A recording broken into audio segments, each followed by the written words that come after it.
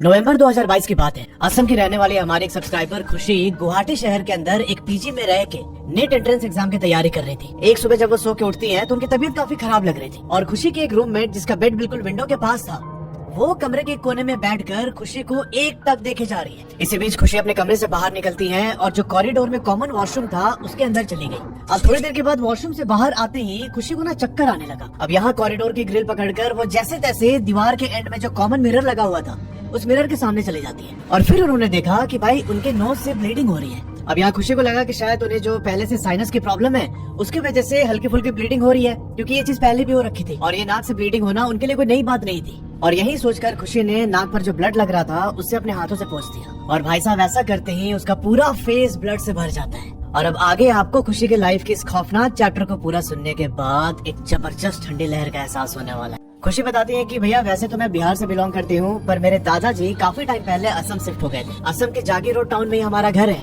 अब जब खुशी ने अपना हाई स्कूल कंप्लीट किया तो उसे नेट एंट्रेंस एग्जाम की तैयारी करनी थी।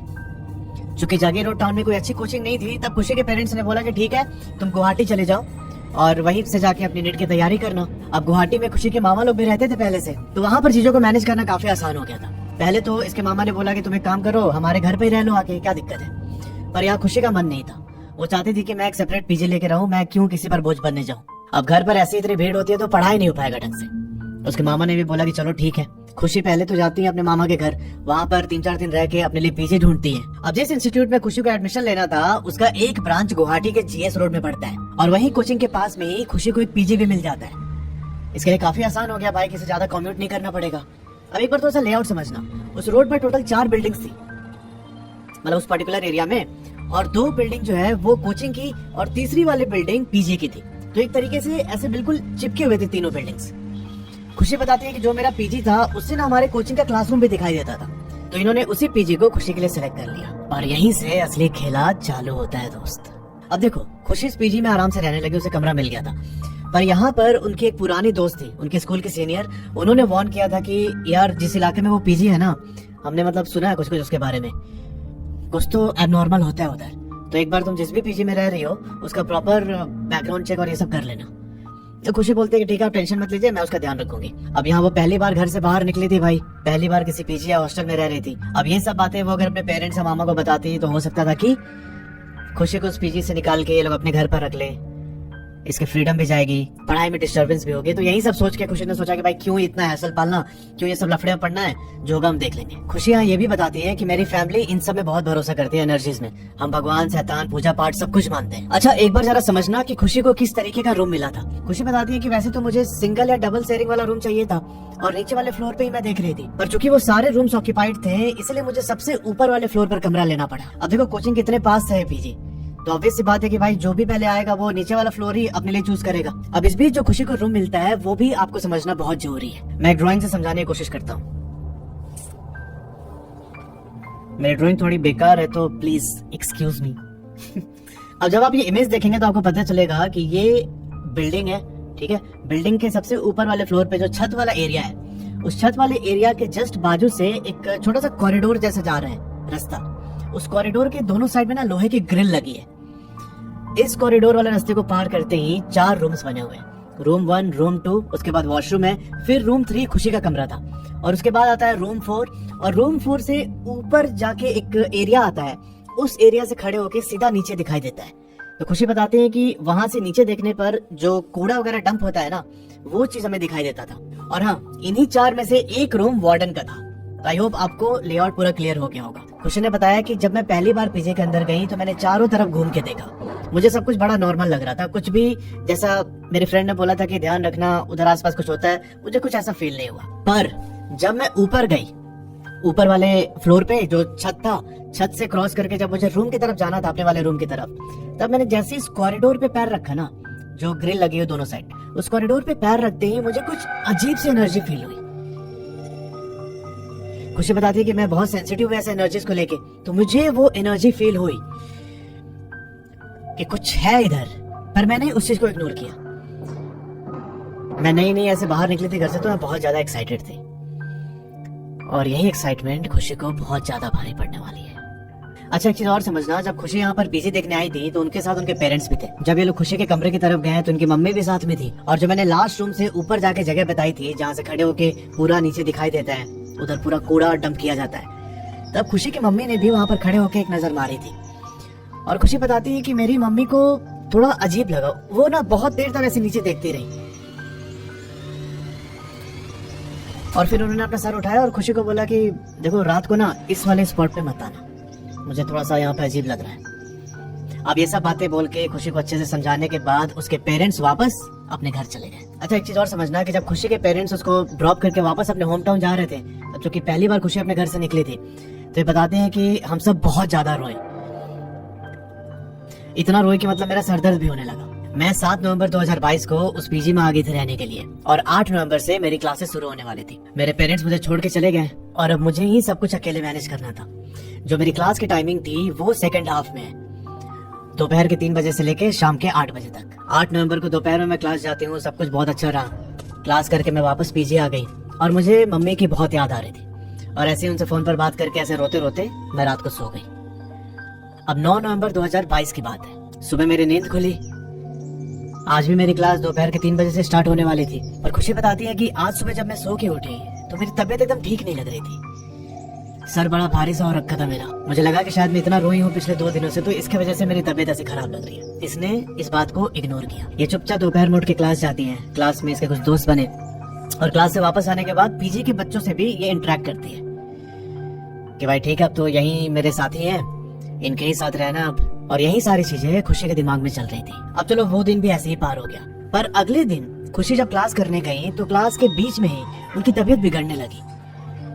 क्लास खत्म होते होते उनकी तबीयत बहुत खराब हो जाती है। अब खुशी अपने एक दोस्त से बोलते हैं कि यार मेरी ना तबीयत ठीक नहीं लग रही है, तो पीजी जाने से पहले मेडिसिन की दुकान पर चलते हैं, एक ही बार दवाई लेके ही पीजी में चलेंगे वापस।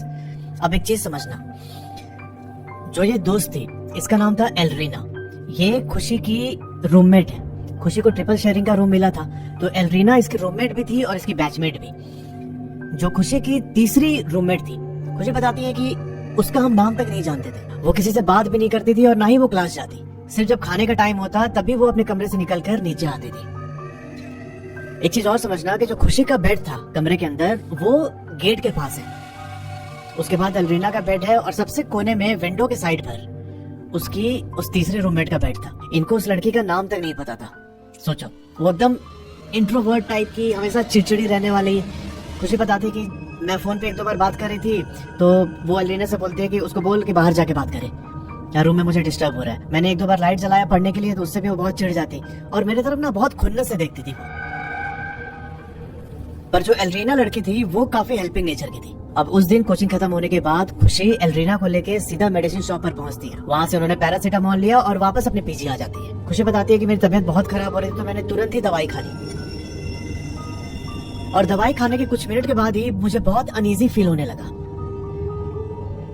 मुझे कुछ समझ में नहीं आ रहा था कि मैं क्या करूं। अब खुशी को यहाँ लगा कि शायद मैंने दोपहर में भी कुछ खाना नहीं खाया था और दवाई मैंने ऐसे ही खा ली, तो इसकी वजह से मुझे ऐसा लग रहा है। ये फिर नीचे जाके मेस में खाना खाती है और खाना खा के वापस अपने कमरे में आ गई। अब उस रात खुशी जैसे जैसे खाना खा के सो जाती है, पर अगली सुबह ना इसकी नींद बहुत जल्दी खुल जाती है। ये उठ के अपने बेड पर बैठी और इसने देखा कि इसकी जो तीसरी रूममेट है वो एक टक खुशी की ओर घूर रही है। जो एलरीना लड़की थी वो अपने बेड पर सोई हुई है अभी भी। खुशी ने भी उस लड़की की तरफ देखा। इसे समझ नहीं आया कि वो मुझे ऐसे क्यों देख रही है, आज तक तो ऐसा कभी इंटरेक्शन हुआ नहीं। ये उसे इग्नोर करते हुए चुपचाप अपने बेड से नीचे उतरती है और जो कॉरिडोर में वॉशरूम था उसके अंदर चली गई। थोड़ी देर के बाद खुशी वॉशरूम से बाहर निकली और जो वहाँ कॉरिडोर में कॉमन मिरर लगा हुआ था उसके सामने जाके खड़ी हो जाती है। इन्होंने देखा कि भाई इनके नोज से ब्लीडिंग हो रही है। खुशी को लगा कि ठीक है, मेरा जो पहले साइनस का प्रॉब्लम है वो शायद ट्रिगर हो गया है। ये नोज ब्लीडिंग होना इनके लिए कोई नई बात नहीं थी। जो 2-3 बूंद खून निकला हुआ था उसे खुशी ने हाथ से साफ किया और भाई ऐसा करते ही उसका पूरा फेस ब्लड से भर जाता है। ये अपनी शक्ल देख के एकदम जोर से चिल्लाती है और इसकी चीख सुन के एलरीना उठ गई। वो कमरे से बाहर आई और भाई जब उसने खुशी की शक्ल देखी तो वो एकदम घबरा जाती है। अभी एलरीना को देखते ही खुशी बेहोश होकर गिर जाती है नीचे। अब खुशी यहाँ बताती है कि मुझे बस इतना याद है कि कॉल पे मेरे पापा मुझे बार बार बुला रहे हैं और उसके बाद जब मुझे होश आया तो मैं अपने मामा के घर पे थी। अब वहाँ मामा के घर पे सबने खुशी को मेडिसिन वगैरह दिया, सब इसकी बहुत केयर कर रहे थे, पूछ रहे थे कि क्या हुआ। अगले दिन इसके पेरेंट्स भी पहुंच जाते हैं मामा के घर। सबने देखा कि खुशी की तबीयत बिल्कुल भी ठीक नहीं है और सबको ये लग रहा था कि मे बी जो इसका साइनस ट्रिगर हुआ है उसकी वजह से ऐसा हो रहा है। अब इसी बीच खुशी बोलती है कि मैं उस पीजी में दोबारा नहीं जाऊंगी। इसके घर वालों को लगा कि ऐसे क्यों बोल रहे, अचानक क्या हो गया इसे। सबने बहुत समझाने की कोशिश की कि बेटा तेरा साइनस ट्रिगर हुआ है जिसकी वजह से तेरी तबीयत ठीक नहीं है, तो कुछ दिन में ठीक हो जाएगी, क्यों पीजी छोड़ने की बात कर रही है। एक मामा ने बोला कि तू कुछ दिन हमारे पास रह ले, उसके बाद वापस चले जाना। पर खुशी ने यहाँ जिद पकड़ ली कि मैं उस पीजी में वापस नहीं जाऊंगी और ऐसा बोल के एकदम रोने लगी जोर जोर से। अब खुशी की ये हालत देख के उसके पापा सीधा पीजी जाते हैं, उसका सामान उठाते हैं, पीजी से जो पैसा सबमिट कर रखा था वो सब रिफंड लेते हैं और वापस सारा सामान लेके मामा के घर पर आ जाते हैं। अब अगले कुछ दिन खुशी मामा के घर से कोचिंग आया जाया करती, पर इस बीच ना इसकी तबीयत और खराब होने लगी। इसका जो वेट था वो भी काफी कम होने लग रहा था। तब इसके पेरेंट्स को लगा कि यार खुशी को ना वापस जागी रोड बुला लेते हैं, घर पे रहेगी, थोड़ा हील हो जाएगी अच्छी तरीके से, और फिर जब सब कुछ सही हो जाएगा तब हम उसे दोबारा गुवाहाटी भेजेंगे कोचिंग के लिए। अब खुशी अगले दिन ही अपने मम्मी पापा के साथ वापस जागी रोड चली जाती है और भाई साहब वहाँ घर पहुँचने के बाद से ही असली हरकत शुरू हो जाती है। खुशी ने लिखा कि अब मैं जो भी आपको आगे बताने जा रही हूँ ये सब मुझे खुद याद नहीं है, ये बातें अपने कजन के थ्रू मुझे पता चली हैं जो मैं आपको आगे बता रही हूँ। ये बताती है कि जिस दिन मैं जाकी रोड अपने घर आई उस दिन तो सब कुछ सही रहा। अगले दिन मैं लेट सो के उठी और दोपहर का खाना खाने के बाद मुझे फिर से नींद आने लगी। मैं जाके वापस अपने कमरे में सो जाती हूँ और फिर जब मैं शाम को सो के उठी ना उसके बाद से ही मैं एकदम चुप हो गई। यूजुअली मैं बहुत जॉली टाइप की और सबसे बातचीत करने वाली लड़की हूँ, पर उस शाम के बाद से मैं एकदम चुप हो जाती हूँ, किसी से बात करने की मेरी इच्छा नहीं हो रही थी। जब मैं शाम को सो के उठी तो मम्मी ने मुझसे चाय के लिए पूछा, मैंने उनको कुछ जवाब नहीं दिया, मैंने बस अपना सर ऐसे नीचे किया। मम्मी मुझे चाय ला के देती है और मैं चाय का कप लेके नीचे जमीन पे बैठ जाती हूँ। मेरे ठीक सामने मेरी चाची बैठी हुई थी और वो मुझसे बात कर रही है, कुछ मुझसे पूछ रही है, पर मैं उसका कोई जवाब नहीं दे रही हूँ। थोड़ी देर के बाद ही खुशी जब चाय पकड़ के ऐसे पीने वाली थी तो उनके हाथ से ना वो चाय की कप छूट जाती है, जमीन पर गिरकर टूट गई कप, और वो कप टूटते ही खुशी बेहोश होकर नीचे गिर जाती है। जो दोनों दांत था इसका वो चिपक गया था आपस में, जिसे लोकल लैंग्वेज में दांत लगना बोलते हैं। अब इसके सारे घर वाले आसपास इकट्ठा हो जाते हैं, सब बहुत पैनिक करने लगे। खुशी बताती है कि मेरे चाचा मेरे दांतों के बीच में उंगली लगा के ऐसे खोलने की कोशिश कर रहे थे और जैसे तैसे मुझे होश में लाया गया, और होश में आने के बाद मैं कंटिन्यूअसली एक ही लाइन बोल रही थी कि मुझे घर जाना है, मुझे घर लेके चलो। और थोड़ी देर के बाद ही खुशी ने रूम के दरवाजे की तरफ फिंगर पॉइंट किया और फिंगर पॉइंट करके बोलती है कि वो वहां है, वहां पर खड़ा है, देख रहा है वो वहां से। और खुशी की ये हालत देख के उसकी मम्मी एकदम जोर से हक करके रोने लगती है और उसके मम्मी के हक करते ही खुशी दोबारा बेहोश होकर गिर जाती है। पर ये बताती है कि मुझे ना हल्की हल्की चीजें सुनाई दे रही थी कि सब आसपास के घर वाले रो रहे हैं। मेरे घर वालों को लग रहा था कि शायद मैं अब इस दुनिया में नहीं हूँ, पर मेरी इतनी हिम्मत नहीं हो रही थी कि मैं उठ के बताऊं कि मैं अभी जिंदा हूँ, मुझे कुछ नहीं हुआ है। थोड़ी देर के बाद मेरे हाथों में जब मूवमेंट हुई तब मेरे पापा दौड़ के जाते हैं मंदिर में और वहां से हनुमान जी की मूर्ति लाके मेरे हाथ में रख देते हैं। अब मूर्ति हाथ में रखते ही खुशी एकदम शांत हो जाती है और अपनी आंख खोल के सबकी ओर देखने लगी। बाद में घर वालों ने उसे उठा के बेड पे लिटाया और फिर कुछ देर के बाद इसके चाचा ने एक जान पहचान के मौलवी को घर बुलाया। फिर उस मौलवी ने इसका झाड़ फूक किया और बताया कि ये जो भी चीज है ये खुशी के साथ पिछले 10-12 दिनों से है। क्योंकि खुशी यहाँ अपने गले में गणेश जी की लॉकेट पहने हुए है और ये बहुत पूजा पाठ में भी ध्यान देती है, तो वो शक्ति ना इस पर हावी नहीं हो पा रही है, वो इसे अपने साथ लेके जाना चाहती है। अब चूंकि वो शक्ति इसके ऊपर पूरी तरीके से हावी नहीं हो पा रही है तो उसने गुस्से में इस पे अटैक करने की कोशिश की है। ये उसी का नतीजा है। मौलवी ने यहाँ ये भी बोला कि इसे किसी भी हालत में आप लोग अकेले मत छोड़िएगा। फिर उन्होंने अपने कुछ क्रिया की और वापस चले गए। अब उसके अगले दिन ही खुशी अपनी दादी के पास बैठी हुई थी और इसी बीच उसके पापा की नजर खुशी के हाथ पर पड़ती है। यहाँ पर जो उसका एक थंब था ना उसपे बहुत गहरा कट का निशान लगा हुआ था। पर गौर करने वाली बात यह है कि खुशी को इसके बारे में कुछ पता ही नहीं है, उसे याद ही नहीं है कि भाई ये निशान इतना गहरा कट कब लगा मेरे हाथ में। अब ये सब लोग खुशी को बोलते हैं कि तू एक बार रिकॉल कर कि पिछले 10-15 दिन में कहाँ गई है। पर बहुत कोशिश करने के बाद भी खुशी को कुछ भी रिकॉल नहीं होता। यार मैं तो पीजी से मामा के घर और फिर अपने घर पर ही थी, इधर उधर ऐसी जगह तो कहीं गई नहीं मैं। अब ये बातें खुशी के पापा ने उस मौलवी को बताई। अगले दिन आके मौलवी ने खुशी को एक ताबीज दी और ताबीज के बाद ये ना रिकवर होना स्टार्ट होती है। अभी भी इनके बॉडी में थोड़ी बहुत वीकनेस थी पर पहले से काफी बेहतर। कोई एक सप्ताह और घर पर बिताने के बाद खुशी को लगने लगा कि यार अब वापस गुवाहाटी चलना चाहिए क्योंकि क्लासेस ऐसे मिस हो रही हैं और एग्जाम भी आने वाला है। तो जो पूरा मेरा कोचिंग का सिस्टम है वो गड़बड़ हो जाएगा। खुशी अब वापस गुवाहाटी आती है और अपनी कोचिंग चालू कर देती है दोबारा। अब देखो गुवाहाटी वापस आके खुशी अपने मामा के घर पर ही रहने लगी थी। ये बताती है कि मैं वहीं से कोचिंग जाती थी और कोचिंग से वापस घर आती थी, और जब भी मैं कोचिंग के अंदर पहुंचती या फिर कोचिंग से बाहर निकलती ना, तो मेरे पापा मेरे साथ कॉल पर होते। वो मुझे हमेशा डिस्ट्रैक्ट करके रखते थे कि मैं गलती से भी जो वो पीजी था उसकी तरफ ना देखूं। 2-3 दिनों तक ऐसे ही चलता रहा और इस बीच मेरी तबीयत फिर से बिगड़नी स्टार्ट हो जाती है। अब अगले 2 दिनों के बाद मम्मी आके रहने लगी नानी के घर मेरे देखभाल करने के लिए। खुशी को आए दिन कोचिंग के अंदर उल्टियां होने लगी और घर पर बैठे बैठे बेहोश हो जाती थी, और ये सब ना बहुत कॉमन हो गया था। अब इसी बीच एक बार जब खुशी रात को सो रही थी तो उन्हें एक सपना आता है। इन्होंने देखा सपने में कि एक बूढ़ा सा दाढ़ी वाला आदमी कुछ जादू टोना करके इसकी तरफ कुछ फेंक रहा है, और खुशी ने उस चीज से बचने के लिए नींद में ही अपनी गर्दन को साइड में घुमाया जोर से। और वो बताती है कि मैंने गर्दन इतनी तेज घुमा दी थी कि अगले 2-3 दिनों तक मुझे बहुत ज्यादा पेन रहा। अब खुशी बताती है कि इसके कुछ दिन के बाद एक और घटना घटती है। रात के टाइम मैं और मेरा भाई हॉल के अंदर बैठ के ना एक हॉरर शो देख रहे थे। मैं तो बड़े ध्यान से देख रही थी, पर मेरा भाई फोन में लगा हुआ था। थोड़ी देर के बाद मेरी मामी कमरे से निकल के आती हैं और वो बोलती है कि इतना रात हो गया, आप लोग टीवी बंद कर दीजिए और ये सब मत देखिए, डर लगेगा आपको। तब यहाँ खुशी बोलती है कि नहीं मुझे नहीं डर लगेगा, आप सो जाइए जाके। और ये सुन के उसकी मामी सोने चले जाती है। थोड़ी देर के बाद जब सब लोग अपने अपने कमरे में सो गए, तब खुशी का भाई और खुशी ये दोनों हॉल में अकेले बैठे हुए। इस बीच खुशी को प्यास लगती है तो ये उठ के जाती है किचन के अंदर पानी लेने के लिए,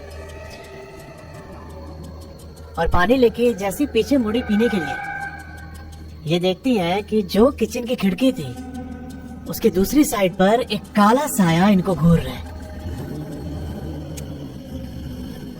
खुशी डर के मारे एकदम जोर से चीखती है, इनके हाथ से पानी का ग्लास छूटता है और ये भाग के वापस हॉल में आ जाती है। इसी बीच इनकी मम्मी निकल के आई बाहर। उन्होंने पूछा कि क्या हो गया, तब खुशी ने बोला कि कुछ नहीं, वो पानी का ग्लास छूट गया था हाथ से। कुछ मिनट वहां रहने के बाद खुशी की मम्मी वापस अपने कमरे में चली जाती है। अब थोड़ी देर के बाद खुशी टीवी बंद करती है और वापस सोने के लिए चली जाती है। अब उस रात के बाद से चीजें और ज्यादा बदतर होने लगी। नौबत यहाँ तक आ गई थी कि खुशी ना अब घर पर बैठे बैठे अपने हाथों को ऐसे ब्लेड से काटने लगती धीरे धीरे। ये हर समय घर के अंदर बस ब्लेड ढूंढा करती। इतनी ज्यादा कंडीशन खराब हो गई थी कि पूरे एल्बो से लेके ऐसे हाथ के पंजे तक हर जगह छोटे छोटे कट के निशान थे। जब कोई पूछता कि ये सब क्या हुआ तो ये बहाना मार देती कुछ ना कुछ। अब एक चीज समझना कि खुशी अपने पेरेंट्स की इकलौती बच्ची है। अभी जो भी भाइयों के बारे में मैंने बताया वो सब उसके मामा के बेटे थे, क्योंकि खुशी अपने मामा के घर पर रह रही है। अब इसी बीच एक दिन खुशी की मम्मी की नजर उसके हाथों पर पड़ जाती है। इनको बहुत एबनॉर्मल लगता है कि इतने सारे कट्स लगा रखे हैं।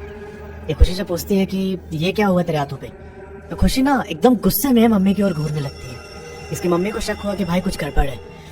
इनके घर वालों ने फिर से एक मौलवी को बुलवाया और उस मौलवी ने बोला कि ये जो भी आत्मा है, जो भी खुशी के पीछे पड़ी है ना, इसे किसी ने इसके पीछे छोड़ा है।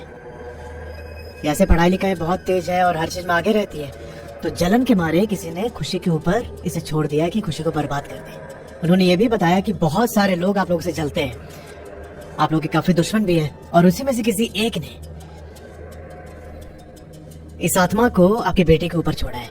ये आत्मा एक मर्द की है जो आपकी बेटी को छोड़ना नहीं चाहती। वो खुशी के साथ फिजिकल होना चाहती है और इसी वजह से बहुत बार इसके पेट और इसके बैक में दर्द रहता है। अब जब भी वो हावी होना चाहता है इसके ऊपर, ये अपना पूरा दम लगा के लड़ती है उससे, और फिर जब ये अपना पूरा दम हार जाती है, थक जाती है लड़ते लड़ते, तब वो इसके ऊपर हावी हो जाता है। उसके बाद मौलवी ने अपना झाड़ फूक शुरू किया। खुशी बताते हैं कि मुझे ये तो याद नहीं है कि किस तरीके से झाड़ फूक हुआ, पर इतना याद है कि जब भी वो कोई मंत्र पढ़ के मेरे ऊपर कुछ फेंकता तो ना मेरे शरीर में बहुत तेज दर्द होती।